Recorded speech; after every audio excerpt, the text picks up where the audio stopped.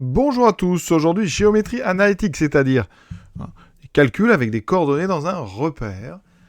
Ici, orthonormé, on considère 3 points ABC, je vous donne les coordonnées. Quelle est la nature du triangle ABC? Alors comment on aborde un tel problème quand on est un élève? Première chose, est-ce qu'il faut faire la figure? Mais moi je vous conseille de la faire, c'est très rapide, même si c'est pas demandé, ça va fixer un petit peu les idées. Donc pour placer des points, vous savez bien, c'est simple, on a l'abscisse l'ordonnée, donc ici on a 5 moins 1, donc ce point ici, son abscisse c'est 5, ordonnée moins 1, donc je descends, le point A il est ici. Ensuite le point B, coordonnée 3, 2, donc 3 sur l'axe des abscisses. Ensuite on monte, on obtient ce point qui est ici, c'est le point B. Ensuite c'est des coordonnées 2, 1, donc 2 sur l'axe abscisse, et on monte pour avoir 1. Voici donc ici mes 3 points. Le triangle ABC, il semble de toute évidence isocèle et non rectangle. Donc on va, pour ça, calculer 3 longueurs pour montrer qu'il est isocèle, et en même temps on montrera aussi qu'il n'est pas un triangle rectangle. Donc, pour calculer des longueurs, comment fait-on? Premièrement, on calcule les coordonnées du vecteur. Le vecteur AB, c'est coordonnées de B moins coordonnées de A, donc on fait ici 3 moins 5. Alors je vais faire les calculs.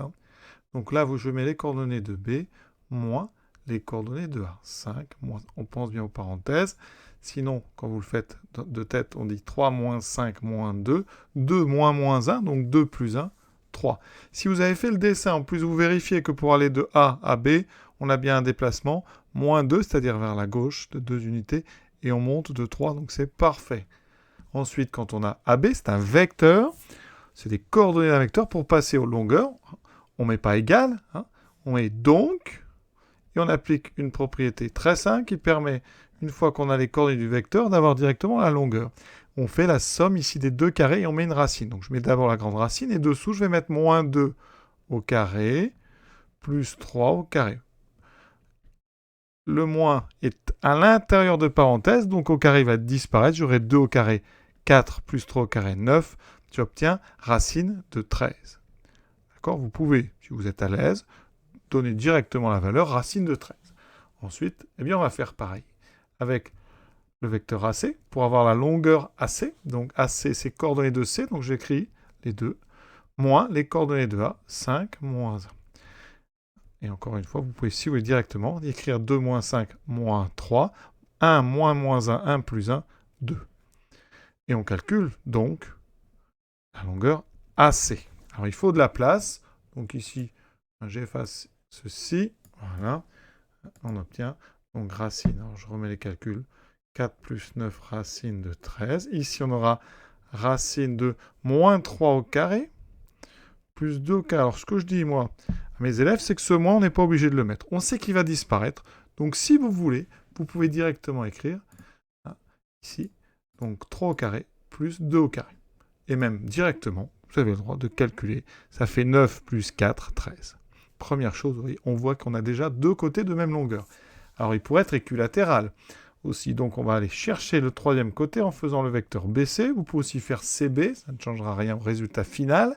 Coordonnées de C, donc 2 et 1, je fais moins. Coordonnées de B, 3 et 2. Donc mon vecteur BC, il a pour coordonnées 2 moins 3, moins 1, 1 moins 2, moins 1. On vérifie, tout à l'heure j'ai vérifié AB. Si vous avez fait une figure, vérifiez tant que vous y êtes le vecteur AC, moins 3, 2, c'est parfait, et BC, moins 1, moins 1. Vous pouvez même aller chercher les coordonnées des vecteurs directement sur le dessin. On ne va pas aller vérifier que vous avez trouvé ça par le calcul. Donc si votre dessin est très précis, vous pouvez directement vous rendre compte que pour aller de B à C, on a un déplacement moins 1, moins 1. Et affirmer directement sur la copie que le vecteur BC a pour coordonnées moins 1, moins 1. Donc, la longueur, donc on enlève la flèche. Ici, surtout, on ne met plus la flèche, c'est une longueur. La longueur BC, ça sera racine carrée. Je vous l'ai dit, on ne met pas les moins. Quand on va mettre au carré, ça fera 1 au carré plus 1 au carré. Ce qui fait 1 plus 1, 2. Donc, qu'est-ce qu'on déduit de tout ça? Maintenant, on passe à la conclusion. Donc déjà, vous pouvez dire AB égale AC. Donc, il est isocèle, le triangle, il est isocèle en A. Alors, est-ce qu'il peut être rectangle? Un triangle isocèle, il est forcément rectangle en A. Donc, question, est-il rectangle? D'accord? Si oui, si il est rectangle, c'est en A. avec cette fameuse configuration, vous avez un triangle rectangle et les deux côtés égaux sont ici. C'est les équerres. Il y a des équerres à 45 degrés.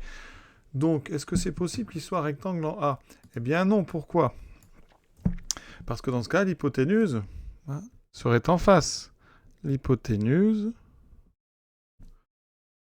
serait BC. Or, BC c'est le plus petit des trois côtés. BC est plus petit que AB.